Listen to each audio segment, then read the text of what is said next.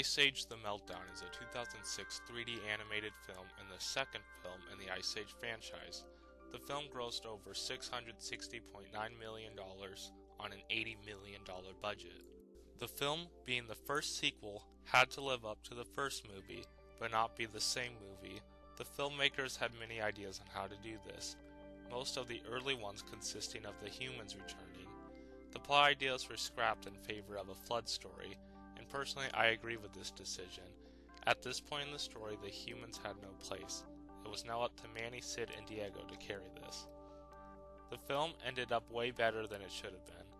There are some who don't agree with this, but I believe this film is actually better than the first movie. The first film was a huge success for Blue Sky, and Ice Age The Meltdown was only the third Blue Sky film ever made. But already the animation quality has greatly improved. Water animation, especially at this time, is very difficult, so making a whole movie with lots of water, a completely different story to the first, and coming out 4 years after the first film was a huge risk, but it organically moved the characters forward, challenging their beliefs and who they are.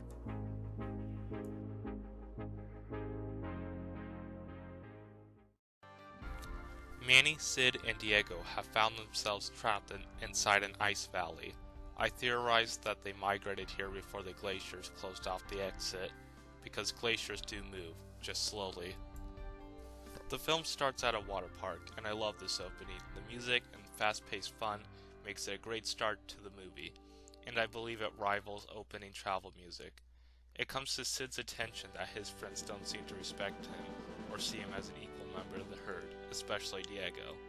It comes to Manny's realization that he could be very well the last mammoth on Earth, which greatly ties into the first Ice Age and the end of it, and I'm pretty sure they just got lucky there, but Manny was the only mammoth featured in the first film, making this plot point more believable. This also ties into Manny's family, for Manny feels completely alone. It should be noted that Manny lost his wife and child, not his mother and father.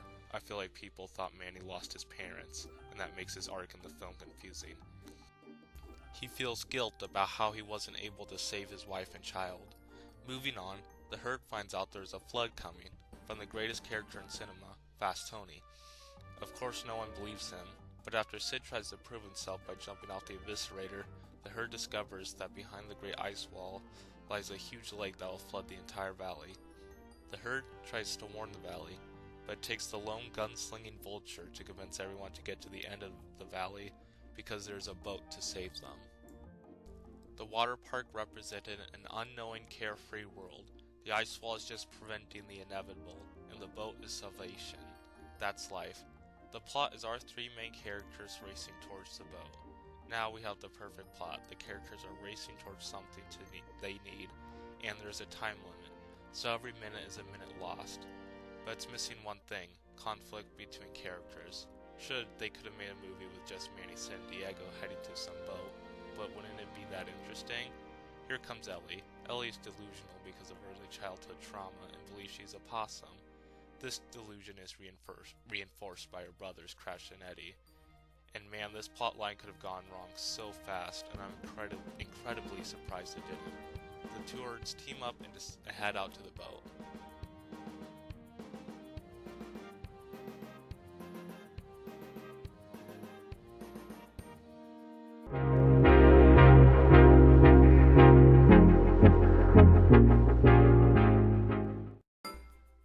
It's hard to talk about one of these characters without mentioning the other. Sid plays the role as the other character's conscience, asking the questions the other characters don't speak out loud, as shown in the best scenes Manny meets Ellie and log moving. The film breaks out great ethical questions. Should Manny give up the guilt of his last family to be with Ellie? Should Manny or Ellie save their species? Would it be better to run away more? Questions with no real definite answer. Sid is on the side of Manny being with Ellie, and Manny, feeling as if he shouldn't abandon his past family, disagrees. Sid isn't saying to try to forget all about them. He's saying Manny can let go of his loss, to have a future. It's also a huge risk to keep this plot point. It would have been very easy just to have scrapped Manny's family altogether and move on, but that's not what the movie did. Ellie turned out to be a great character, and a strong character too, and she fits with Manny. As Sid said, she's tons of fun, and you're no fun at all. She completes you. She plays most of the movie as a sweet person and taking action when her brothers are being too dumb. But she is also good at standing her ground. She comes into conflict with Manny's plan to save the species, and Foggy Balance is a great scene that shows this. The balancing rock symbolizes their relationship. This is also the best movie for seeing Sid and Diego's chemistry. The characters' personalities work surprisingly well for them being so different. Sid teaches Diego to swim, a new plot point, but considering we didn't see Diego swim in the first film, it fits well. Also, Diego is getting over his fears. Sid gets respect from Diego, and Sid respects Diego.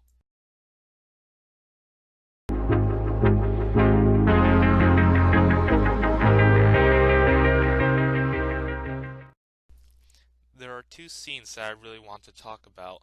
The first one being, Sid teaches Diego to swim. The scene is absolute perfection. The dialogue is incredibly smart and flows easy.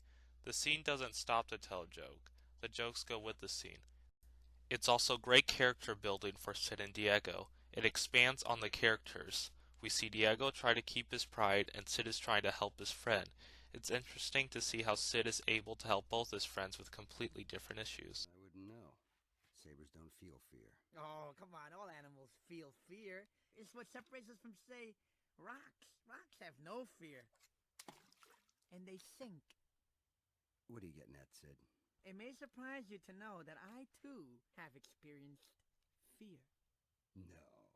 You? The sloth has natural enemies that would like to harm or otherwise kill us. I wonder why. Oh, jealousy mostly. The next scene is Foggy Balance. This scene is great because every character has a chance to shine. Diego slaps sense into people and takes charge. Manny and Ellie argue. Sid takes Manny's side, and Crash and Eddie are on Ellie's side. The scene is hilarious. The timing of every piece of dialogue is perfect and is always in character. The scene also ends satisfyingly. Manny and Ellie save Diego, but their differences aren't completely solved. It wouldn't be drama if it was solved in one scene. The scene is also followed by a sweet scene called Goodnight Sweet Possums, and then Sid is taken by mini sloths. Sid then believes they really do respect him, but finds out they just wanted him to be sacrificed. Then he gets back to the herd.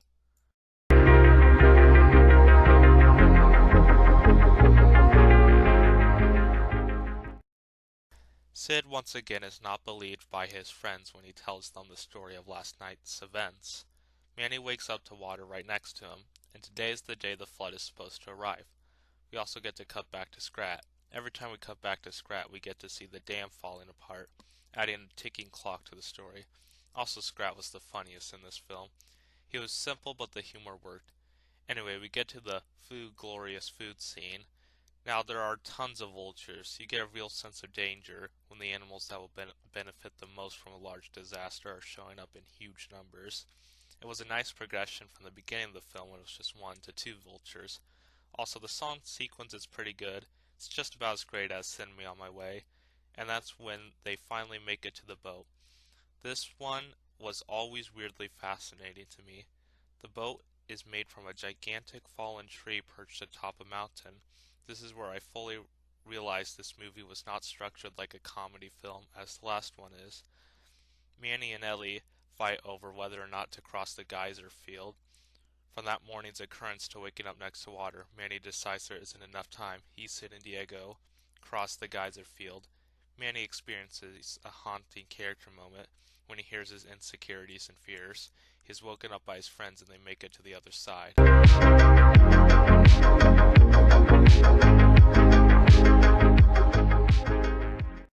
The film was very good at rising action, starting from a relatively safe place to experiencing worse and worse dangers, like the Foggy Balance scene, which also fits in well because it was created by a melting glacier. Now we finally get to see it, the flood we've all been waiting for, and man, was it awesome. The scene has memorability, emotion, impact, investment, and great character moments. In the great words of Filmento, it's easy for an action scene to become mindless background noise. We have gone through an entire movie with these characters, and the characters are enjoyable, unique, and likable. We get nice moments like Sid saying, "Not tigers though, I left that part out," which is also a nice payoff for Sid teaching Diego to swim. Of course, Diego's character arc in this movie wasn't as big as the first movie, but still great. We have emotion, which comes from arguably the best part, where Manny turns against the herd to save Ellie, also being a nice callback to the first movie.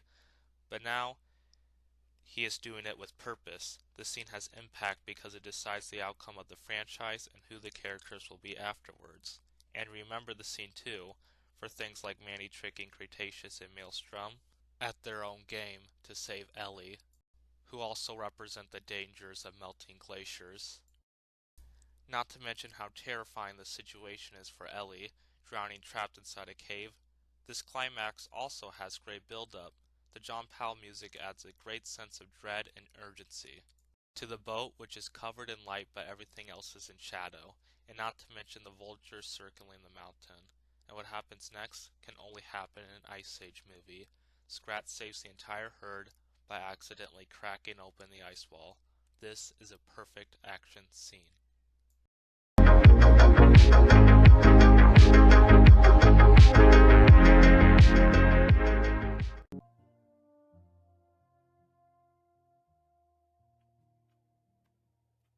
Manny, you've come a long way since we met, and I'll take full credit for that, but you need to let go of the past so you could have a future. I love it when a resolution can actually wrap up all the story threads in a satisfying way. We see Diego appreciate Sid after almost losing him earlier. Then we get to one of the best scenes in the whole movie. It's a nice scene. You've always wanted it, but you didn't know it. Of course, the scene I'm talking about is the mammoth scene. The return of the mammoths is a monumental scene and will be needed for the franchise's existence. It's also important to show Manny wants to be with Ellie, not because he has to, but because he wants to. Also, I find it nice for the mammoth herd, because the flood wiped away all the trees, leaving grasslands, which mammoths fed on. Also, the glacier walls will make it harder for humans to enter. Also, the talk between Manny and Sid is really emotional. Sid was always the funny one, and Manny and Diego are more serious, and Sid is the comic relief. So it's nice seeing Sid have a serious moment. People have said they would have rather had Manny and Ellie go with the mammoth herd and have Sid and Diego go out on their own. But I don't believe for a second Manny would abandon Sid and Diego for some herd he knows nothing about. Then we get a nice scene where Scrat is in heaven. I like to assume the dodos there are the same ones in the first movie. Then Sid saves Scrat and the movie ends. And it's the last time we see the credits like that. In the end, the flood washed away the old Manny, but it also washed away the old franchise, because after this, it was never the same.